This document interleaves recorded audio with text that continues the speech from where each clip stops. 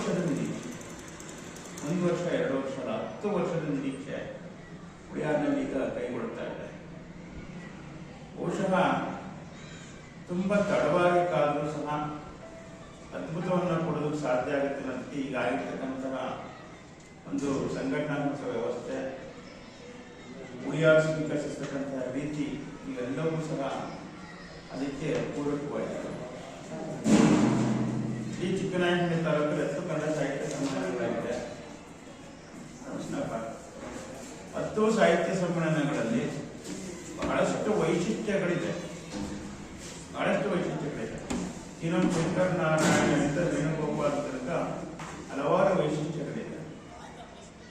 ಸಂಭ್ರಮಿಸಿದ ಹಳ್ಳಿ ಸೊಗಡನ್ನ ಕಂಡಿದ್ದೀವಿ. ಇವತ್ತು ಕರ್ನಾಟಕ ರಾಜ್ಯದಲ್ಲಿ ಯಾವುದಾದ್ರು ಸಮ್ಮೇಳನವನ್ನು ಉಲ್ಲೇಖ ಮಾಡಬೇಕು ಅಂದರೆ ಅಂದಿನಕೆರೆ ಸಮ್ಮೇಳನವನ್ನು ಉಲ್ಲೇಖ ಮಾಡಬೇಕು. ಅದನ್ನು ನಾವು ಈ ಬಾರಿ ಉಳಿಯಾರ್ನವರು ತುಂಬ ಶ್ರಮ ಹಾಕಿದ್ದಾರೆ, ಪ್ರಯತ್ನ ಪಟ್ಟಿದ್ದಾರೆ. ಇಡೀ ತಂಡಕ್ಕೆ ನಾನು ಮೊದಲಿಗೆ ಅಭಿನಂದನೆಯನ್ನು ಸಲ್ಲಿಸ್ತಾ ಇದ್ದೀನಿ.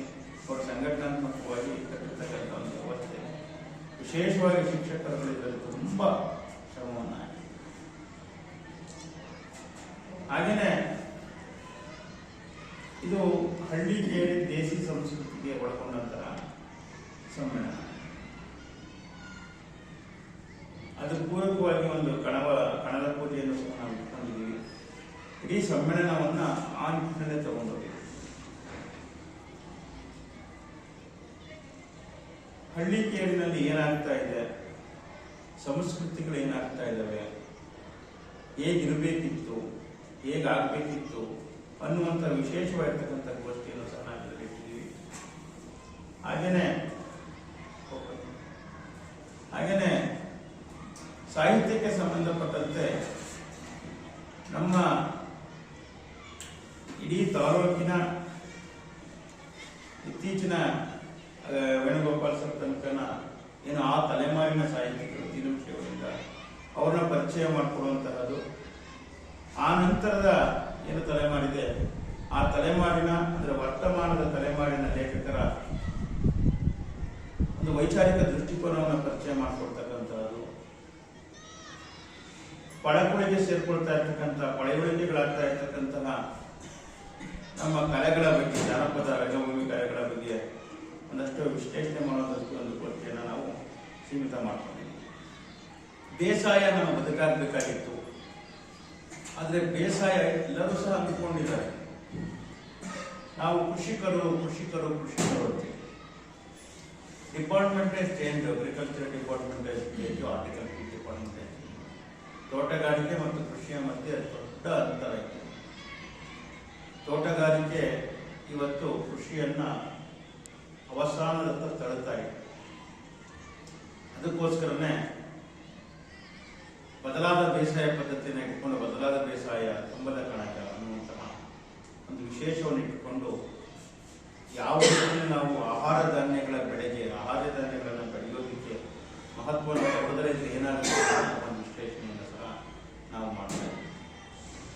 ಅದೇ ಸಂದರ್ಭದಲ್ಲಿ ಒಬ್ಬ ಕೃಷಿ ಗ್ರಾಮೀಣ ಭಾಗದಲ್ಲಿ ಹೆಣ್ಣು ಮಕ್ಕಳುಗಳು ಯಾವ ರೀತಿ ನಾವು ಬದುಕುಗಳನ್ನು ಕಟ್ಕೋಬಹುದು ಅನ್ನೋದಕ್ಕೆ ನಮಗೆ ನೈಜ ಉದಾಹರಣೆಗಳು ಬಹಳಷ್ಟಿದೆ. ಬಹಳಷ್ಟು ಕ್ಷೇತ್ರದಲ್ಲಿ ಚಿಕ್ಕನಾಯಕನಹಳ್ಳಿಯಲ್ಲಿ ಬಹಳಷ್ಟು ಮಂದಿ ಬಹಳಷ್ಟು ಕೆಲಸಗಳನ್ನು ಮಾಡಿದ್ದಾರೆ. ಇಂದ್ರಮ್ಮನವ್ರು ಇರ್ಬೋದು, ಪೂರ್ಣಮ್ಮನವ್ರು ಇರ್ಬೋದು, ಜಯಲಕ್ಷ್ಮಮ್ಮನವ್ರು ಇರ್ಬೋದು, ಪಂಕಜಮ್ಮನವ್ರು ಇರ್ಬೋದು. ಈಗ ತಾನೇ ಬಂದಿರ್ತಕ್ಕಂಥ ತಂದೂರಿ ಟೀ ಸ್ಟಾಲ್ ಹೆಣ್ಣು ಮಕ್ಕಳು, ಅಲ್ಲಿಂದ ಸಹ ನಾವು ಗಮನಿಸಿಕೊಂಡಾಗ ಒಬ್ಬ ಧೀಮಂತವಾಗಿ ತಮ್ಮದೇ ಆದಂತಹ ರೀತಿಯಿಂದ ಬದುಕುಗಳನ್ನು ಕಟ್ಕೊಳ್ತಾ ಸಮಾಜದೊಟ್ಟಿಗೆ ಸಂವಹಿಸುವಂತಹ ಆ ಒಂದು ಹೆಣ್ಣು ಮಕ್ಕಳುಗಳನ್ನು ಆಧರಿಸಿಕೊಂಡು ಒಂದು ಸಬ್ಜೆಕ್ಟನ್ನು ನಾವು ಇಟ್ಬೋದು. ಹಾಗೆ ಈಗ ಯುವಜನತೆಯ ಆದ್ಯತೆಗಳೇನಾಗಿದ್ದಾವೆ, ಯುವಜನತೆ ಯಾವ ದಿಕ್ಕಿನಲ್ಲಿ ಸಾಗ್ತಾ ಇದೆ ಅನ್ನುವಂತಹ ವಿಶ್ಲೇಷಣೆ ಸಹ ನಡೀತದೆ. ಇನ್ನು ವಿಶೇಷ ಉಪನ್ಯಾಸದ ಹೊತ್ತಿನಲ್ಲಿ ನಾವು 2 ವಿಷಯಕ್ಕೆ ಆದ್ಯತೆಯನ್ನು ಕೊಡ್ತೀವಿ. ವಿಶೇಷವಾಗಿ 2 ವಿಷಯ. ಒಂದು ಅಸಂಘಟಿತ ವಲಯ ಕಾರ್ಮಿಕರಿಗೆ ಸಂಬಂಧಪಟ್ಟ ಹಾಗೆ, ಇನ್ನೊಂದು ಹಳ್ಳಿಗಾಡಿನ ಇವೆಲ್ಲವನ್ನು ಬದಿಗಿಟ್ಟ ಹಾಗೆ ಇಡೀ ಹುಳಿಯಾರು ಇವತ್ತು ನಮಗೆ ತಾಲೂಕು ಕೇಂದ್ರವಾಗುತ್ತೆ. ಯಾಕೆ ಹುಳಿಯಾರು ತಾಲೂಕು ಕೇಂದ್ರವಾಗುತ್ತೆ? ಆಗ ನಮಗೆ ದೊಡ್ಡ ಆದ್ಯತೆಗಳು ಹೇಗೆ ಸಿಗ್ತವೆ ಅಂದರೆ ತಿಪಟೂರನ್ನ ನಾವು ಜಿಲ್ಲಾ ಕೇಂದ್ರ ಮಾಡಬೇಕು ಅಂತೇಳಿ ಯೋಚನೆ ಕೂಗ್ತಾ ಇದ್ದಾರೆ. ಆದರೆ ತಿಪ್ಟೂರಿನ ಜಿಲ್ಲಾ ಕೇಂದ್ರ ಮಾಡಬೇಕಂತ ಘೋಷಣೆ ಕೂಗೋಕ್ಕಿಂತ ಮೊದಲು ತಿಪ್ಟೂರಿನವರು ಸಹ ಹುಳಿಯಾರ ತಾಲೂಕು ಕೇಂದ್ರ ಮಾಡಿ ಅಂತ ಘೋಷಣೆ ಕೂಗಬೇಕು. ಅಂದ್ರೆ ತಿಪ್ಟೂರು ತಾಲೂಕು ಕೇಂದ್ರ ಆಗೋದಕ್ಕೆ ಅರ್ಹತೆನ ಕಳ್ಕೊಳ್ತಾರೆ. ತಿಪಟೂರು, ತುರುವೇಕೆರೆ, ಚಿಕ್ಕನಾಯಕನಹಳ್ಳಿ 3 ಸೇರಿ ಒಂದು ಜಿಲ್ಲೆ ಆಗೋದಕ್ಕೆ ಸಾಧ್ಯ ಇಲ್ಲ. ಕನಿಷ್ಠ ಒಂದು 4 ಜಿಲ್ಲೆಗಳಾದ್ರೂ ಬೇಕಾಗ್ತದೆ. 4ನೇ ಜಿಲ್ಲೆ 4 ತಾಲೂಕುಗಳಾದ್ರೂ ಬೇಕಾಗ್ತದೆ. 4ನೇ ತಾಲೂಕು ಹುಳಿಯಾರ ಆಗಬೇಕು. ಹಾಗಾದಾಗ ನಮಗೆ ಅಧಿಕೃತವಾಗಿ ಕೇಳಬಹುದು. ಇರಬಹುದು ಅರಸೀಕೆರೆ ನಾವು ಸೇರಿಸ್ಕೊಡ್ತೀವಿ, ಅರಸೀಕೆರೆ ಸೇರಿಸ್ಕೊಳ್ಳೋದು ಅಷ್ಟು ಸುಲಭ ಅಲ್ಲ. ಅರಸೀಕೆರೆ ಅವರು ಅಲ್ಲಿ ಹಾಸನದೊಟ್ಟಿಗೆ ನಂಟಿದೆ, ಅವರ ಹೋರಾಟಗಳಲ್ಲಿ ಶುರುವಾಗಿರುತ್ತದೆ. ಈ ನಿಟ್ಟಿನಲ್ಲಿ ಈ ಭಾಗದಲ್ಲಿ ಹುಳಿಯಾರನ ತಾಲೂಕು ಮಾಡಿದಾಗ ಒಂದು ಗಟ್ಟಿ ದನಿಯನ್ನು ನಾವು ಹೊರಡಿಸ್ಬೋದು. ತಿಪಟೂರು ತಾಲೂಕನ್ನು ಮಾಡಿ, ಜಿಲ್ಲೆಯನ್ನು ಮಾಡಿ ಅಂತ ನಿಟ್ಟಿನಲ್ಲಿ ಮತ್ತೆ ಹುಳಿಯಾರ ಪಟ್ಟಣ ಪಂಚಾಯತಿ ಕೊಟ್ಟ ನಂತರದಲ್ಲಿ ಇದನ್ನು ತಾಲೂಕು ಮಾಡಬೇಕಾಯ್ತು, ಶೀಘ್ರವಾಗಿ ತಾಲೂಕು ಮಾಡಬೇಕಾಯ್ತು, ಸರ್ಕಾರದ ಆದ್ಯ ಕರ್ತವ್ಯ ಆಗಿತ್ತು. ಅದಾಗಿಲ್ಲ. ಅದಕ್ಕೆ ಸಮ್ಮೇಳನದಲ್ಲಿ ಒಂದು ಗೋಷ್ಠಿಯಲ್ಲಿ ನಾವು ಅನುಭವಿಸ್ತಿದ್ವಿ, ತಾಲೂಕು ಕೇಂದ್ರವಾಗುವಂಥ ಹುಳಿಯಾರು ಅಂತೇಳಿ. ಅಲ್ಲಿ ಇಡೀ ತಾಲೂಕಿನ ಐತಿಹಾಸಿಕ, ಪಾರಂಪರಿಕ, ಜನಪದ ಎಲ್ಲವನ್ನೂ ಸಹ ಪರಿಚಯ ಮಾಡಿಕೊಳ್ಳಲಾಗ್ತದೆ. ಆ ನಂತರದಲ್ಲಿ ಯಾವ ಅರ್ಹತೆ, ಯಾವ ಮಾನದಂಡಗಳ ಮೇಲೆ ತಾಲೂಕು ಮಾಡಬೇಕು ಅನ್ನೋದಕ್ಕೆ ಸಂಬಂಧಪಟ್ಟಂತ ಅಂಕಿಅಂಶಗಳ ಸಮೇತ ಒಂದು ಅಂಶವನ್ನು ವ್ಯಾಪಾರ, ವಹಿವಾಟು, ಅಲ್ಲಿರ್ತಕ್ಕಂಥ ಜನಸಂಖ್ಯೆ, ಇಲ್ಲಿರ್ತಕ್ಕಂತಹ ವೈವಿಧ್ಯತೆಗಳು, ಇಲ್ಲಿರ್ತಕ್ಕಂಥ ಎಲ್ಲ ಇಂಪಾರ್ಟೆನ್ಸು ಎಲ್ಲದಕ್ಕೂ ಸಂಬಂಧಪಟ್ಟಂತೂ ಸಹ ಮಾತಾಡ್ತೀವಿ. ಇಷ್ಟು ಅಂಶಗಳು ಇಡೀ ಸಮ್ಮೇಳನ ಒಳಗೊಂಡಿರ್ತದೆ. ಇದರೊಟ್ಟಿಗೆ ಸಾಂಸ್ಕೃತಿಕ ಹಬ್ಬನೂ ಇರ್ತದೆ. ವಿಶೇಷವಾಗಿ ಈ ಮಣ್ಣಿನ, ಈ ನೆಲದ ಪ್ರತಿಭೆ ನಟರಾಜ್ ಹುಳಿಯಾರ್. ಇವತ್ತು ಅವರು ರಾಜ್ಯದ ಸಾಹಿತ್ಯ ಕ್ಷೇತ್ರದ ದೈತ್ಯರಾಗಿ ಹೊರಹೊಮ್ಮಿದ್ದಾರೆ. ಆದರೆ ಹುಳಿಯಾರನ್ನ ಕ್ಯಾರಿ ಮಾಡ್ತಾ ಇದ್ದಾರೆ. ಅವರ ಡೈರೆಕ್ಟ್ ಆಕ್ಷನ್ ಎನ್ನುವಂತಹ ನಂಜನಸ್ವಾಮಿಯವರ ಹೋರಾಟ ಮತ್ತು ಸಂಘಟನೆಗೆ ಸಂಬಂಧಪಟ್ಟಂತ, ಅವರ ಬದುಕನ್ನು ಸಂಬಂಧಪಟ್ಟಂತ ಒಂದು ವಿಶೇಷ ನಾಟಕವನ್ನ ಕಬಡ್ಡಿ ಸಿನಿಮಾದ ನಿರ್ದೇಶಕರು ಅವರು ನಿರ್ದೇಶನ ಮಾಡಿದ್ದಾರೆ. ಬಹಳಷ್ಟು ಸಿನಿಮಾದಲ್ಲಿ ಅದನ್ನು ಮಾಡಿದ್ದಾರೆ. ಒಂದು ವಿಶೇಷವಾಗಿರ್ತಕ್ಕಂತಹ ನಾಟಕ. ಈ ನಾಟಕದ ಪ್ರದರ್ಶನವೂ ಇಲ್ಲೇ ಆಗುತ್ತೆ. ಇದೇ ಉದ್ಘಾಟನಾ ಸಮಾರಂಭದಲ್ಲಿ ಉದ್ಘಾಟನೆ SGS ಮಾಡ್ತಾರೆ, ಹೋಗ್ತಾರೆ. ಅಥವಾ ಎಲ್ಲ ಮಂತ್ರಿಗಳನ್ನು ನಾವು ಕರೆದು ಬಂದಿದ್ದೀವಿ. ಬಟ್ ಅದು ಪ್ರೋಟೋಕಾಲ್ ತರ ಕರೆದಿದ್ವಿ. ಅವರ ಒತ್ತಡ ಹೇಗಿದೆ ನೋಡ್ಕೊಂಡು ಅವ್ರು ಬರ್ತಾರೆ. ಬಟ್ ವಿಶೇಷವಾಗಿ ರಾಜನವ್ರ ಒಂದು ಆದ್ಯತೆಯನ್ನು ನಾವು ಕೊಟ್ಟಿದ್ದೀವಿ. ಏನೋ ಭೂಮಿ ಪೂಜೆಗೋಸ್ಕರ ಭೂಮಿ ಪೂಜೆನ ಅವ್ರು ಮಾಡಿ ಶಂಕುಸ್ಥಾಪನೆಯನ್ನ, ಆ ಭೂಮಿ ಪೂಜೆ ಕೆಲಸವನ್ನು ಮಾಡಿದರೆ ಮುಂದಿನ ದಿನದ ಕಟ್ಟಡದ ಕೆಲಸವನ್ನು ಶುರು ಮಾಡಬೇಕು ಅನ್ನೋ ನಿಟ್ಟಿನಲ್ಲಿ ಅದು ಸಹ ನಮ್ಮ ಪ್ರಾರಂಭದ ಆದ್ಯತೆ ಆಗಿದೆ. ಸಮಾರೋಪಕ್ಕೆ ನಟರಾಜ್ ಹುಳಿಯಾರಿದ್ದಾರೆ. ಅದೇ ರೀತಿಯಲ್ಲಿ ಇಡೀ ಸಮ್ಮೇಳನವನ್ನು ಅವಲೋಕನ ಮಾಡುವಂಥ ಒಂದು ಪರಂಪರೆಯನ್ನು ನಾವು ಕಳೆದ ಸಮ್ಮೇಳನದಲ್ಲಿ ಶುರು ಮಾಡ್ತೀವಿ. ಕಳೆದ ಬಾರಿ ಸಮ್ಮೇಳನದ ಅವಲೋಕನವನ್ನು ರಾಜಸ್ಥ ದಳವಾಯಿ ಅವರು ಮಾಡಿದ್ರು.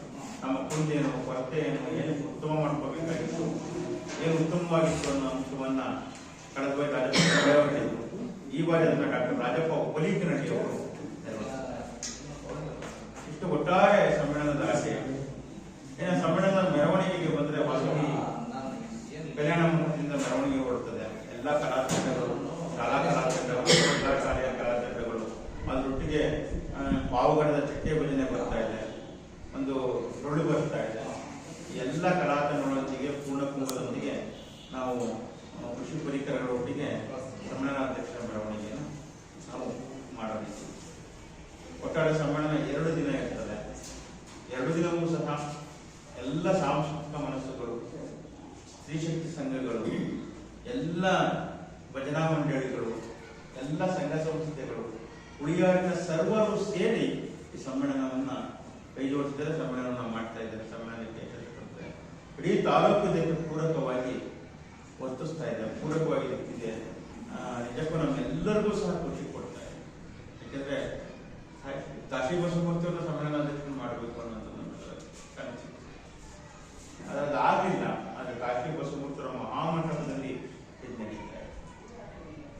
ಹಾಗೇನೇ ಈ ಕಾಲಘಟ್ಟಗಳಂತ ಒಬ್ಬ ಶ್ರೇಷ್ಠಿ, ದೊಡ್ಡ ಶ್ರೇಷ್ಠಿ, ದಾನಿ, ಸಮಾಜ ಸೇವಕರು, ಹೆಚ್ಚಿನದಾಗಿ ಒಂದು ಒಳ್ಳೆಯ ಮನಸ್ಸಿನ ಮಗ್ಧ ಶ್ರೀನಿವಾಸ ಶೆಟ್ಟರ್ದು ವೇದಿಕೆಯನ್ನು ನಾವು ಮಾಡ್ಕೊಂಡಿದ್ದೀವಿ. ಈಗ ತಾನು ನಾವಿರ್ತಕ್ಕಂಥ ಕೋಳಿ ಶ್ರೀನಿವಾಸ ಅವ್ರನ್ನ, ಆಮೇಲಿಂದ ನಾವೇನು ಅಲ್ಲಿ ಹೋದಾಗ ಡಿಗ್ರಿ ಕಾಲೇಜಿಗೆ ಹೇಳ್ಬೇಕಾದ್ರೆ ಏನೋ BA BMC, BMS 3 ಜನ ಒಂದು ಕಡೆಯಲ್ಲಿ ಬಸಪ್ಪವ್ರನ್ನ, ಮರಳಯ್ಯನವ್ರನ್ನ, ಶ್ರೀನಿವಾಸರನ್ನ ಎಲ್ಲರೂ ನೆನಪಿಸುವಂಥ ಕೆಲಸ ಆಯಿತು. ಹಾಗೆ ಯಶವಂತರನ್ನು ಸಹ ನಾವಿಲ್ಲಿ ನೆನಪಿಸ್ಕೊಳ್ತಾ ಇದ್ದೀವಿ. ಇನ್ನು ಮರಳಯ್ಯನವ್ರನ್ನ ಯಾವ ಮರಳಯ್ಯ ನಮ್ಮ ವಿದ್ಯಾ ನಿಕೇತನ ಮರಳಯ್ಯನವ್ರನ್ನ ನಾವು ಇನ್ಸ್ಟಿಟ್ಯೂಟ್ ಮರಳಯ್ಯನವ್ರನ್ನು ಸಹ ನೆನಪಿಸ್ಕೊಳ್ತಾ ಇದ್ದೀವಿ. ಒಟ್ಟಾರೆ ಇಡೀ ಸಮ್ಮೇಳನ ಅನಂತರಾಮಯ್ಯ ಕನ್ನಡ ಸಂಘವನ್ನು ಸ್ಥಾಪನೆ ಮಾಡಿದಂಥ ಹಿರಿಯ ಜೀವ ಅನಂತಕಿರ ಅನಂತರಾಮಯ್ಯವ್ರನ್ನ ನಾವು ಜ್ಞಾಪಿಸ್ಕೊಳ್ತಾ ಇದ್ದೀವಿ. ಕದ್ರಮ್ಮನವ್ರನ್ನ ಜ್ಞಾಪಿಸ್ಕೊಳ್ತಾ ಇದ್ದೀವಿ. ಒಟ್ಟಾರೆ ಇಡೀ ಸಮ್ಮೇಳನ ಈ ದೇಸಿ ಸಂಸ್ಕೃತಿಯನ್ನು ಬಿಂಬಿಸುವ ಸಮ್ಮೇಳನ ಆಗಬೇಕಿದೆ. ಇದಕ್ಕೆ ಹೆಚ್ಚಿನ ಸಂಖ್ಯೆಯಲ್ಲಿ ಎಲ್ಲರೂ ಸಹ ಬಂದು ಸೇರಬಹುದು, ಕೈ ಜೋಡಿಸಬೇಕು, ಭಾಗವಹಿಸಬೇಕು ಅಂತ ನಾನು ಈ ಮೂಲಕ ತಮ್ಮ ಮೂಲಕ ಇಡೀ ಉಳಿಯಾಡಿನ ಜನತೆಯನ್ನು ನಾನು ಕೇಳ್ಕೊಳ್ತಾ ಇದ್ದೀನಿ. ಇದನ್ನು ಪ್ರಚಾರ ಮಾಡಬೇಕು ತಮ್ಮಲ್ಲಿ.